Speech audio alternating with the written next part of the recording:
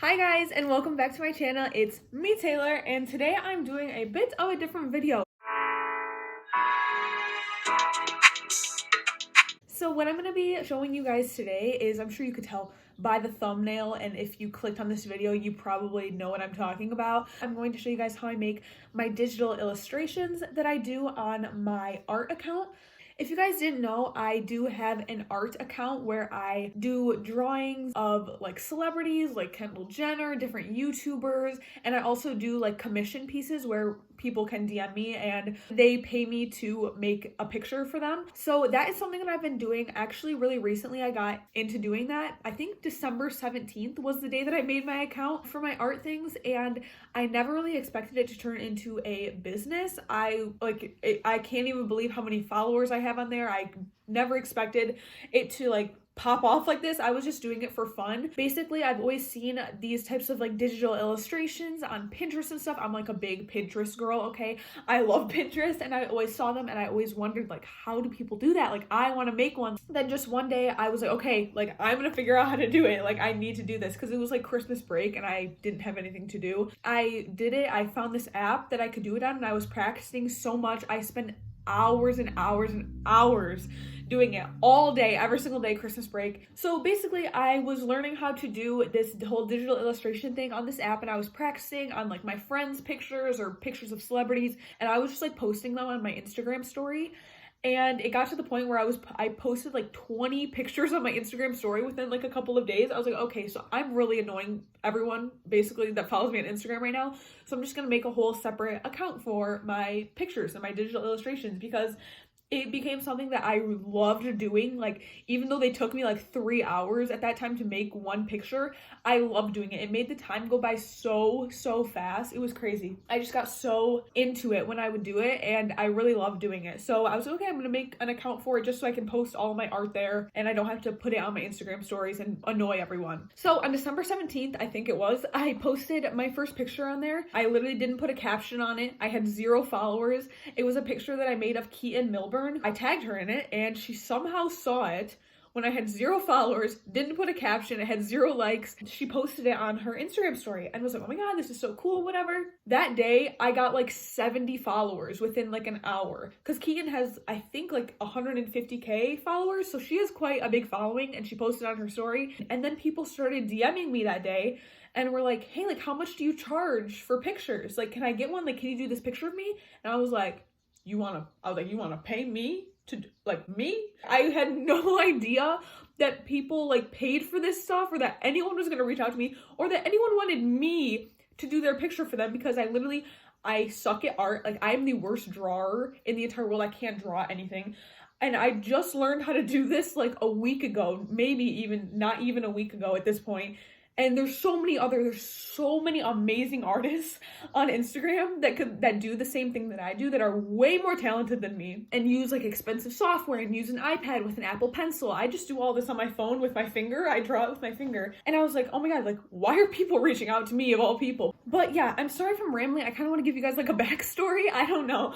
So I started doing that, and people, of course, all my friends were like, oh my god, how do you do that? Oh my god, like, you're so talented. Like, wow, Taylor, you're so creative. And I'm like, literally, my grandma could do this. Like, my dog could do this. Like, it's really not that hard. Like, I hate to, burst my own bubble of my talent and creativity level, but it's really not that hard. Anyone can do it. So I wanted to share that with you guys today. If you have been looking at digital illustrations and stuff on Pinterest like I did for years, and you've always wondered how to do it, people always think that this stuff is super hard, and it's really not. Yeah, and I, of course, when I was starting out, I am not an artist. I know nothing about like graphic design or like digital art, and so I know nothing about that. I learned strictly from videos like this on YouTube. Yeah, and I figured it was kind of like a perfect timing kind of thing with me uploading this video, because of everything that's going on in the world right now, obviously, and all of us are really bored because we're out of school, we're out of work, we're sitting at home all day, we can't do anything.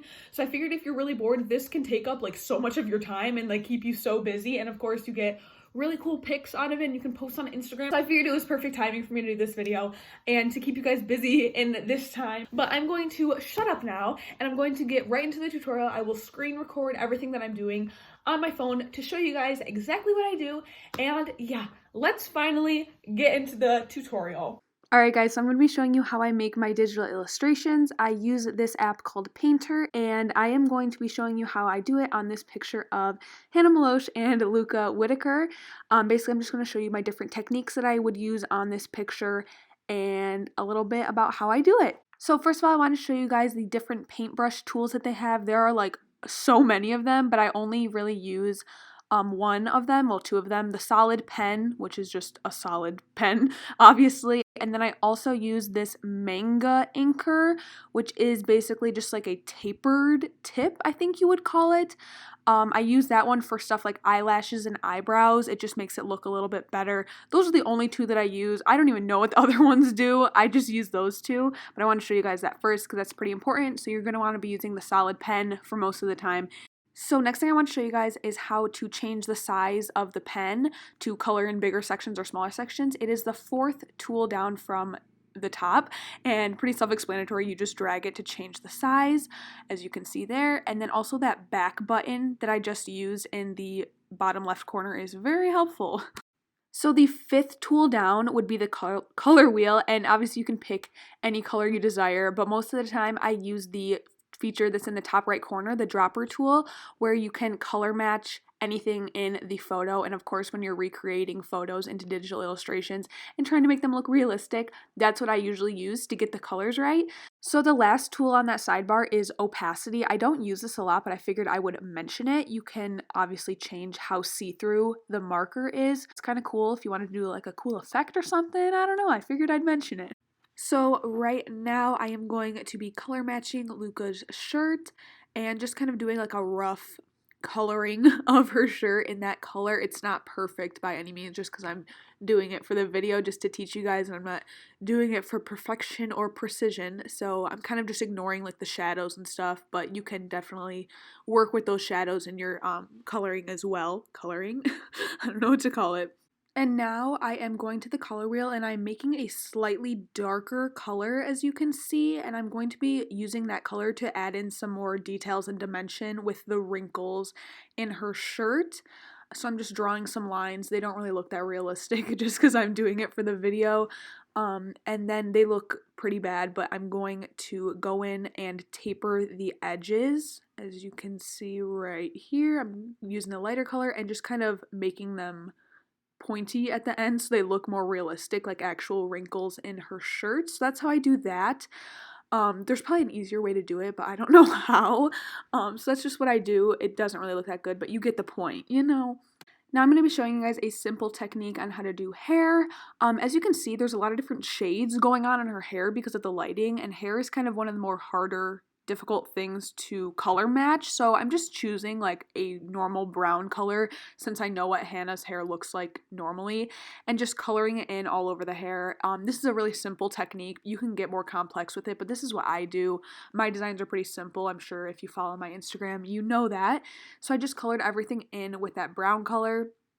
Now I am taking a slightly lighter color. You can also do slightly darker depending on the girl's hair. But I'm taking a little bit of a lighter color and I'm just going to do some like dimension, like little streaks in her hair. You can do them small or big depending on what look you're going for. I'm doing them pretty thick on Hannah's hair right here. I'm just doing two of those. And then similar to the technique I used for Luca's shirt, I'm just tapering the edges to make them look more realistic. Like that. So it just adds some dimension to her hair. Next, I'm going to show you guys how I do eyes. So right now I'm just kind of coloring in with Luca's skin color around her eye. I get as close to like the lash line as possible, just leaving like a little bit of black, as you can see on the lash line. So once that's done, I then take a white color and I fill in the white part of her eye, obviously using a smaller pen tool so I could be really precise with it. And now obviously that looks really not realistic, so I'm just filling in the little corners with a really tiny little brush tool, and then I'm taking her eye color and just kind of recreating that circle shape for like the iris, I think it's called, just so it looks more realistic. And I know, of course, that this does not look perfect and you can see like a ton of flaws in what I'm doing, but I'm just kind of doing it quick to give you guys the gist of it, you know. But you guys get the point, okay? I just had to put that disclaimer in, sorry.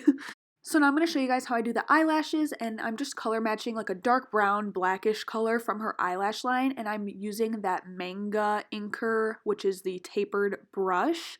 And I do the eyelashes, I like did them a little bit curved, as you can see, so they look natural. I'm going to make it a little bit bigger, and I just do that across her whole lash line.